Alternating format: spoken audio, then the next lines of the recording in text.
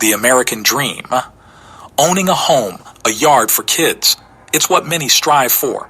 But today, that dream feels out of reach for many. That's right, folks. Nowadays, if you're in the market for a house, you're probably having a very difficult time if it's not the heightened interest rates, which, according to many economists right now, are actually slating to, or they're actually preparing to slash interest rates in the next month or so.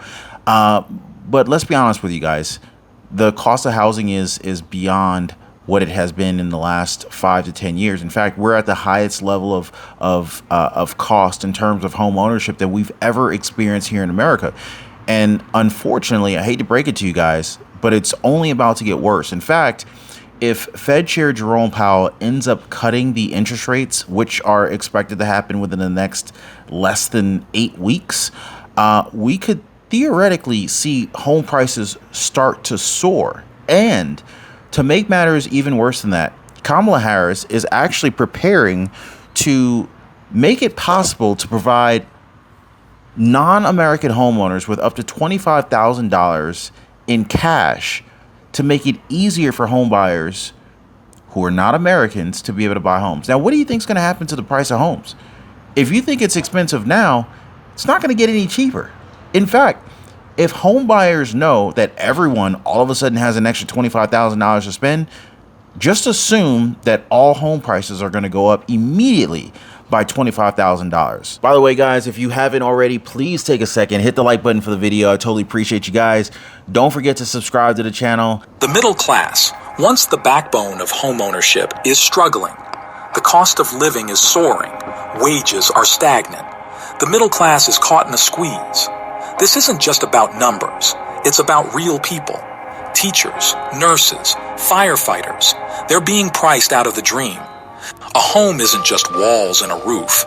It's safety. Now, guys, here in America, it used to be that a single income could cover the cost of living. You know, a mom, a dad, 2 kids, a dog, or is it 2.5 kids, 2.25 kids, something like that. But nowadays, you need dual income. You need multiple sources of income just to get a taste of the American dream.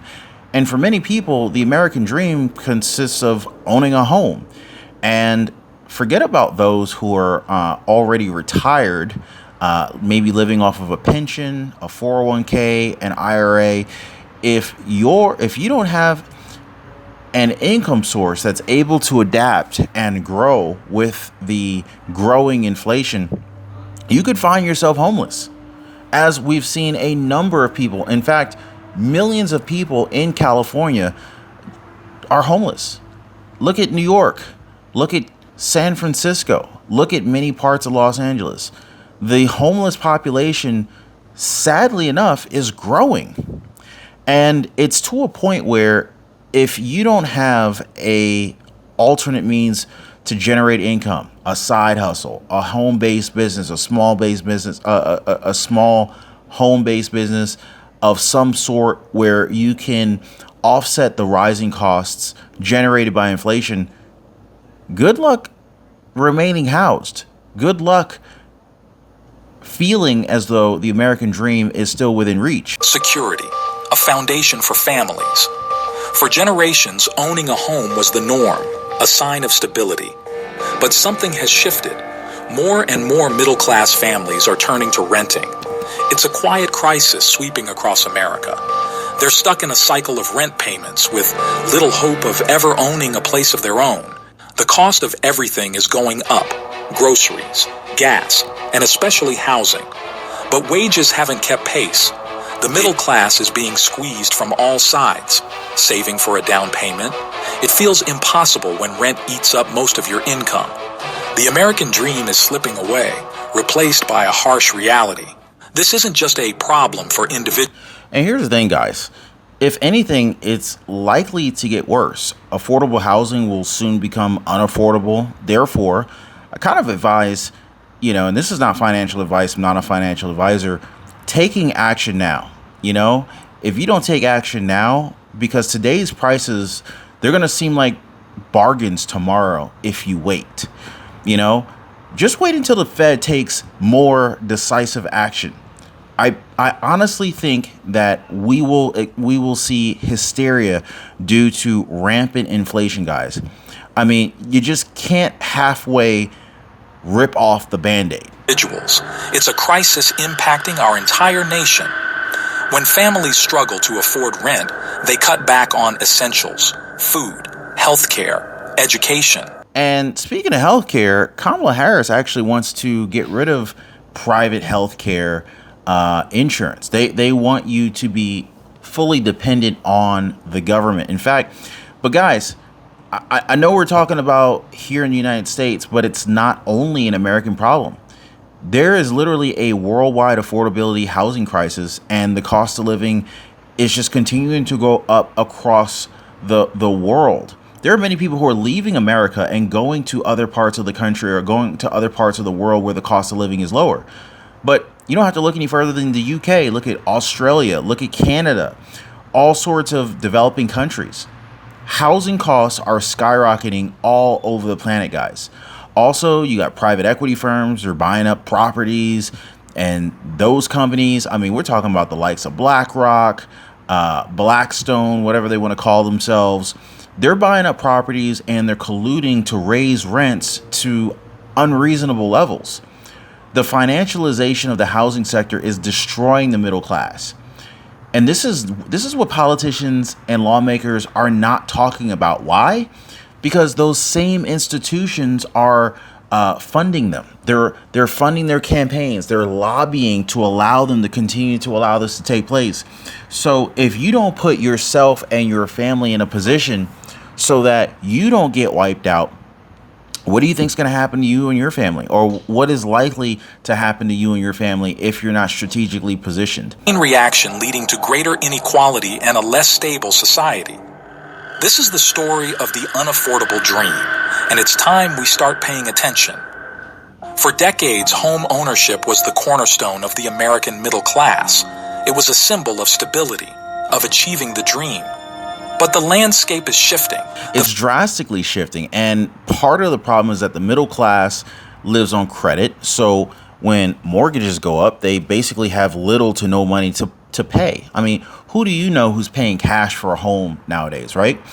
And, you know, people need to realize that debt is bad and paying off stuff is not essential.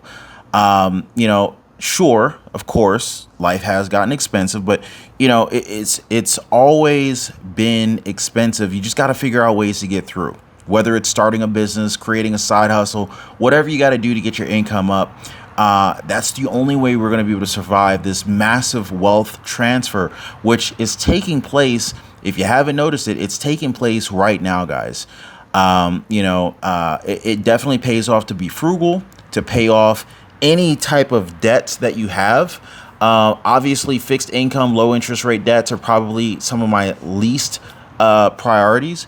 But, you know, avoiding consumer debt, that's definitely going to kind of make it easier to survive this financial storm that we're going to be going through. The familiar path of buying a home, raising a family, and building equity is becoming less attainable. Today, more and more middle-class families find themselves stuck in the cycle of renting. The dream of home ownership is fading, replaced by a harsh new reality. The numbers tell a stark story. Nearly 43 million families in America are living in rented apartments. That's the highest number in history. Millennials, the generation that came of age after the 2008 recession, are facing the brunt of this crisis. Now, here's one thing we want to keep in mind. And I know some people are saying, well, I'm not seeing it in my area. Whenever I drive to work, I see thousands of luxury SUVs, luxury trucks, cars that cost $20,000, $50,000, $100,000, $200,000 Porsche Panameras, driving up and down the road, Mercedes-Benz, GL 550s. Everyone's got a luxury SUV. These cars are very expensive. How is everyone affording it? I'm not seeing this problem in my area. And this is what I hear. The problem doesn't roll out in all parts of the country at the same time, at the same rates. Now, you know, I'm guessing a lot of drivers are making car payments.